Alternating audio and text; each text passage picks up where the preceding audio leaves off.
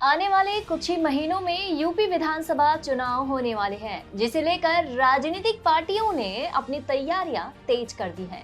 राज्य की सत्ताधारी पार्टी बीजेपी भी अपनी तैयारियों में लग गई है। जिस तरह से यूपी की योगी सरकार ने राज्य में विकास की एक नई पटकथा लिखी है, उसे देखने के बाद ऐसा लगता है कि अगर सीएम योगी विकास के नाम पर वोट मांगे तो उनकी जीत सुनिश्चित है। इसके बावजूद चुनाव से चंद महीने पहले योगी सरकार में मंत्रिमंडल का विस्तार हुआ है, जिसमें 7 मंत्रियों ने शपथ ली है। यूपी की सभी महत्वपूर्ण जातियों से एक एक मंत्री को सम्मिलित कर योगी सरकार ने अप्रत्यक्ष तौर पर यह संदेश दिया है कि वो जातीय समीकरण पर भी सभी पार्टियों से मोर्चा लेने को तैयार है। टीएफआई पर आपका स्वागत है। मैं महिमा पांडे आपको बताने जा रही हूं आगामी विधानसभा चुनाव में बीजेपी का यह फैसला विपक्षियों की मुश्किलें कैसे बढ़ा सकता है। हाल ही में उत्तर प्रदेश सरकार में एक महत्वपूर्ण बदलाव देखने को मिला। 2022 के विधानसभा चुनाव को देखते हुए मंत्रिमंडल का विस्तार हुआ है, जिसमें 7 नए मंत्रियों ने शपथ ली है। इनमें से 1 कैबिनेट मंत्री और 6 राज्य मंत्री शामिल हैं। इस दौरान शपथ ग्रहण समारोह में दोनों उप मुख्यमंत्री केशव प्रसाद मौर्य और दिनेश शर्मा उपस्थित रहे।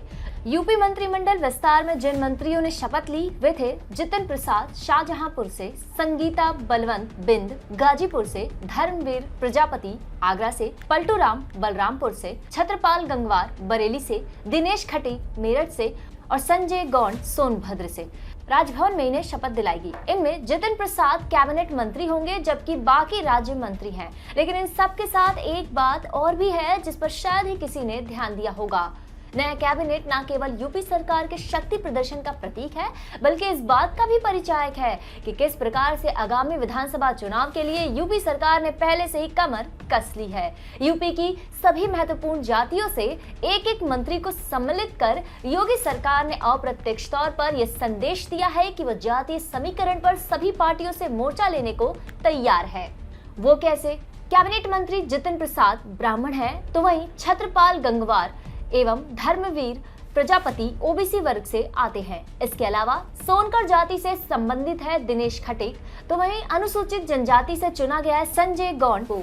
मंत्री पलटू राम जाटव समुदाय से हैं, तो संगीता बलवंत बिंद निषाद समुदाय से हैं, जिनका पूर्वांचल में सबसे अधिक प्रभाव है। वैसे अति पिछड़ा वर्ग एवं ओबीसी पर भाजपा की पकड़ पहले से ही बहुत मजबूत है, लेकिन इस बार अनुसूचित जाति, जनजाति एवं उप जाति पर भी विशेष ध्यान दिया गया है।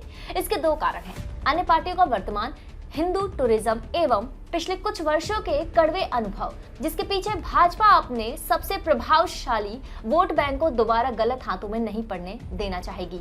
इन दिनों हम देख रहे हैं कि कांग्रेस से लेकर कई पार्टियां जो प्रारंभ में धूर हिंदू विरोधी थीं, आज राम भक्ति एवं सनातन धर्म की दुहाई देती फिर रही हैं।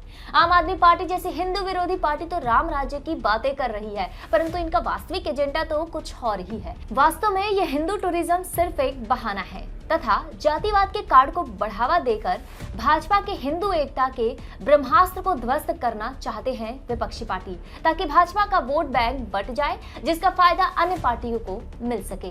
इसके अलावा वर्ष 2017 से लेकर अब तक भाजपा जातिगत समीकरणों पर राज्यों की दृष्टि में थोड़ी फिसड्डी साबित हुई है।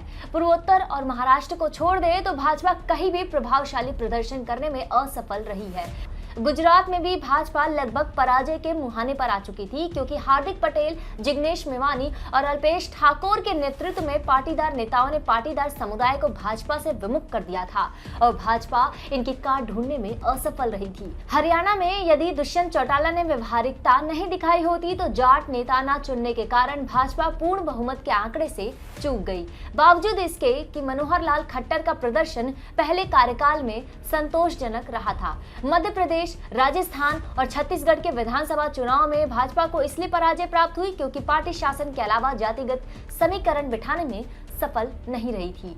SC/ST एक्ट के कारण उत्पन्न विवाद को मध्य प्रदेश में निजी स्तर पर शिवराज सिंह चौहान ने कम करने का प्रयास किया था, परंतु वो अधिक काम नहीं आया। ऐसे ही झारखंड और दिल्ली में भाजपा इसलिए पराजित हुई क्योंकि उन्होंने मजबूत स्थानीय उम्मीदवार उतारने की जहमत नहीं उठाई थी, जो लोकप्रिय होने के साथ साथ जातिगत समीकरणों से भी सामंजस्य बिठा सके। यदि रघुवर दास ने आदिवासियों के साथ थोड़ा बहुत भी सामंजस्य बिठाया होता तो शायद उन्हें 2019 के चुनाव में पराजय का मुंह नहीं देखना पड़ता। असम में भाजपा इसलिए विजय हुई क्योंकि सीएम के उम्मीदवार हिमंता बिस्वा शर्मा जैसे प्रभावशाली नेता थे, जो लोकप्रिय भी थे और जातिगत समीकरणों में सामंजस्य भी बिठा चुके थे।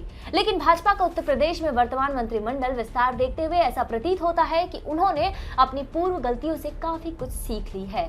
जिस प्रकार से उन्होंने जातिगत समीकरण में सामंजस्य बिठाते हुए हर वर्ग से एक मंत्री को चुना है, उससे उन्होंने अपने अनोखी शैली में यूपी विधानसभा चुनाव के लिए अभी से कमर कस ली है।